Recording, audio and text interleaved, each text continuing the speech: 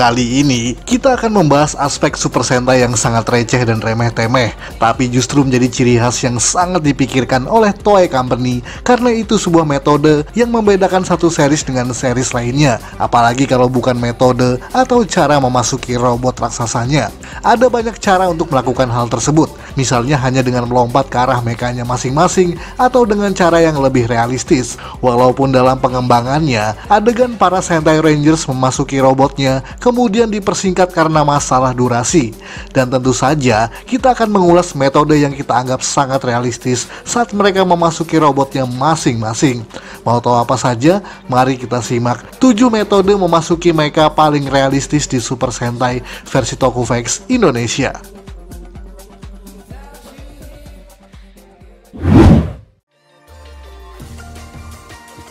Daidenjin Denshi Sentai Denjiman. Kita mulai pada era 80-an awal di Super Sentai, sebab di serial Denjiman ini ada mecha bernama Daidenjin yang merupakan mecha Super Sentai pertama dengan metode transformasi, karena sebelumnya Battle Fever Robot tidak memiliki hal serupa dan hanya muncul dalam satu bentuk robot utuh saja tanpa melalui proses transformasi sama sekali. Bahkan untuk mencapainya, seperti biasa ada carrier mecha bernama Denji Tiger yang akan membawa mesin raksasa bernama Denji Fighter ke area pertempurannya.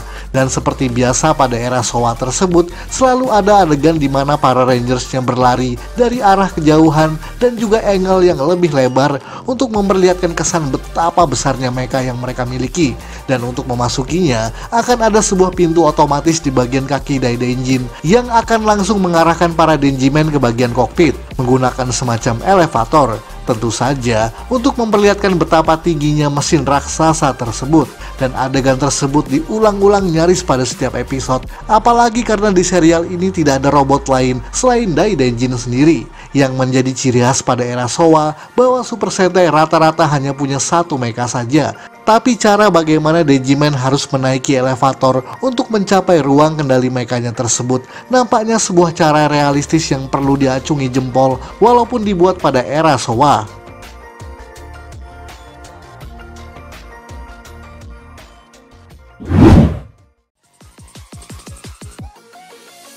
Biorobo Chodenshi Bioman. Ini merupakan sentient mecha pertama di Super Sentai, di mana sebelum-sebelumnya mecha di Super Sentai hanyalah sebuah mesin berteknologi canggih ciptaan manusia. Sementara Biorobo adalah mesin dengan kecerdasan buatan yang telah dibangun 500 tahun yang lalu dan berasal dari planet lain yang disebut sebagai Biostar, menjadikannya sebagai salah satu mesin tertua yang ada di Super Sentai. Dan dalam metode Gatai atau transformasinya, Biorobo tersusun atas dua pieces mecha yang berbentuk jet, yakni Biojet 1 dan juga Biojet 2. Jadi meskipun ada 5 anggota secara keseluruhan, mereka justru hanya punya 2 mecha yang dikendarai secara bersama-sama. Dan 2 jet tersebut dibawa oleh sebuah carrier raksasa bernama Bio Dragon yang menjadi ciri khas Sentai era Showa. Sebab saat mereka berlima hendak masuk ke dalam Bio Dragon, carrier tersebut secara otomatis langsung mengeluarkan sebuah eskalator yang dapat dipakai oleh anggota Bioman untuk langsung masuk ke dalam mesin raksasa tersebut. Jadi tidak harus melompat tinggi untuk meraih kokpit yang mereka maksud. Walaupun tetap ada adegan semacam itu di beberapa episode yang berbeda. Dan uniknya, eskalator yang ada di Bioman tersebut kemudian muncul sekilas di episode ke-44 Avataro Sentai Dawn Brothers sebagai tribute Bioman lewat monster yang bernama Chodenshiki.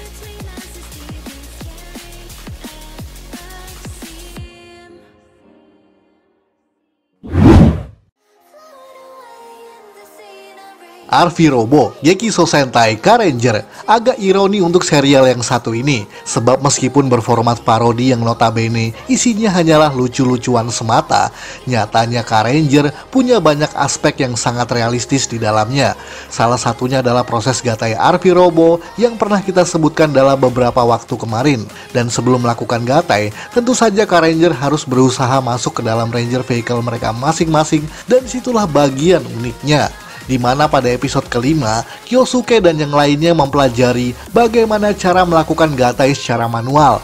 Dan yang pertama mereka harus lakukan adalah mengendarai mobil speeder machine yang harus dikemudikan dengan kecepatan tinggi sampai mengimbangi kecepatan Ranger Vehicle. Kemudian mereka harus menekan tombol khusus yang ada pada speeder machine tersebut. Lalu otomatis mobil tersebut akan langsung masuk ke dalam kokpit secara perlahan. Dan dalam hal ini, mobil go-kart mini tersebut menjadi konsol kendali bagi mecha tersebut. Proses ini memang kelihatannya sangat rumit. Bahkan jarang sekali ada adegan yang dipakai lagi pada episode lain setelahnya. Sebab pada episode lainnya, mereka hanya akan memanggil mecha tersebut dan langsung muncul berada pada kokpitnya secara otomatis.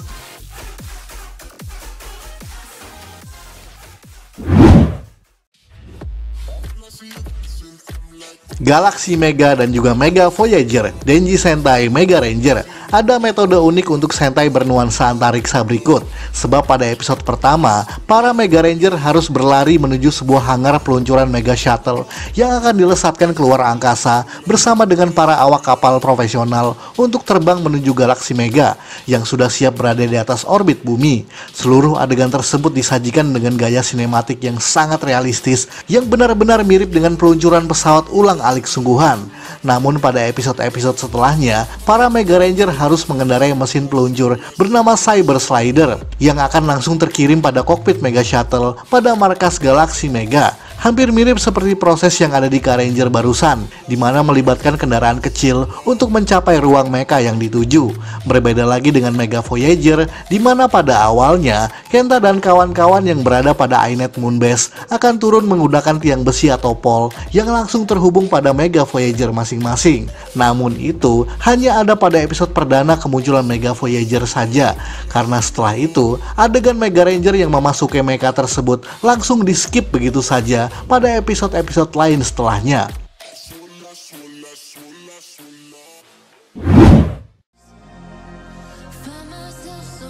QQ Mesin, QQ Sentai GoGo 5. Ini juga season yang memiliki tingkat realistis yang cukup baik dalam segi apapun, termasuk dalam proses gatai, bahkan juga metode bagaimana para rangersnya memasuki mechanya masing-masing. Pada episode pertama, Tatsumi bersaudara baru menyadari bahwa ayah mereka telah membangun fasilitas rahasia yang pintu aksesnya telah terhubung dengan rumah mereka. Uniknya adalah untuk memasuki hangar Bay Area 55, mereka harus menggunakan semacam lift atau elevator, lalu mereka akan masuk ke dalam kokpit utama kereta Goliner. Sebelum masing-masing rangernya akan berpisah, kemudian memasuki kokpit pribadi robotnya sendiri-sendiri. Agak rumit dan prosesnya juga memakan waktu yang lumayan lama. Namun untuk mempersingkat waktu, biasanya adegan tersebut di skip dan langsung pada adegan di mana rangernya sudah masuk ke dalam kokpitnya masing-masing. Hal itu berlaku sama dengan mecha-mecha lain setelahnya, di mana proses masuk ke dalam robot tersebut tetaplah sama, walaupun lebih sering di skip dan dipersingkat untuk mempersempit durasi episode yang dimaksud. Namun tetap saja, unsur realistis di dalamnya tidak membuat penonton bertanya-tanya bagaimana cara GoGo 5 bisa masuk ke dalam sana.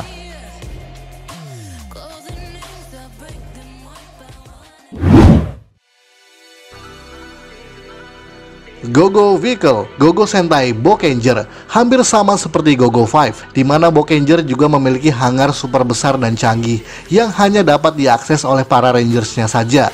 Dan hangar tersebut berada di bawah tanah, ratusan meter di bawah Museum SGS, sebagai fasilitas rahasia yang mereka bangun. Dan untuk persiapannya, para Bokenger harus menggunakan Boken Driver yang merupakan suitcase berbentuk steering wheel yang akan dipakai sebagai konsol kendali tiap mechanya. Dan uniknya, untuk menuju hangar yang dimaksud, tentu saja Bokenger harus menaiki sebuah elevator, kemudian langsung menuju GoGo Vehicle mereka masing-masing. Jadi proses ini benar-benar sangat manual, sehingga terkesan begitu realistis, sama seperti proses gatainya yang sering sekali kita sebutkan di episode lain sebelumnya. Namun, jika Bokenger berada pada area lain di luar markas, maka kendaraan-kendaraan tersebut akan langsung dikirimkan beserta dengan Boken Driver yang juga diluncurkan langsung ke tangan para Bokenger. Dan apapun mecha yang digunakan pada serial ini, proses masuk dan kendalinya tetaplah sama, walaupun adegannya di skip agar tidak memakan waktu durasi, membuat proses yang disajikan tetaplah konsisten sepanjang serial ini berjalan.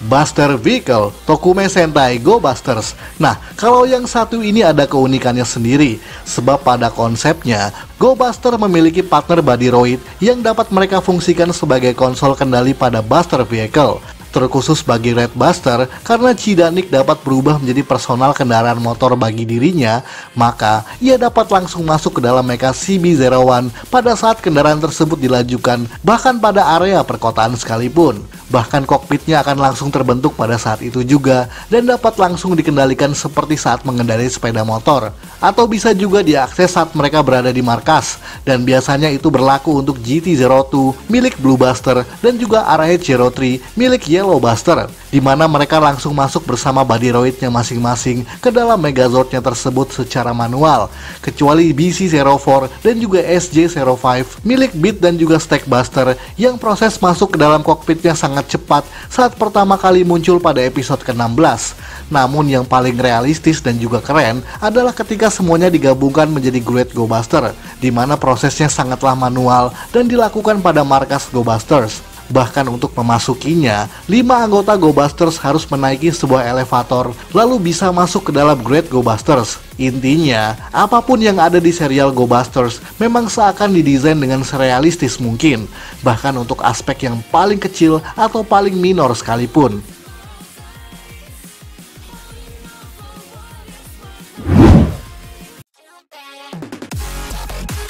Sekian ulasan dari Tokofax Indonesia. Buat Anda yang suka dengan video ini, silahkan like dan share ke media sosial Anda. Jangan lupa tinggalkan komentar. Akhir kata, salam Tokofax Indonesia.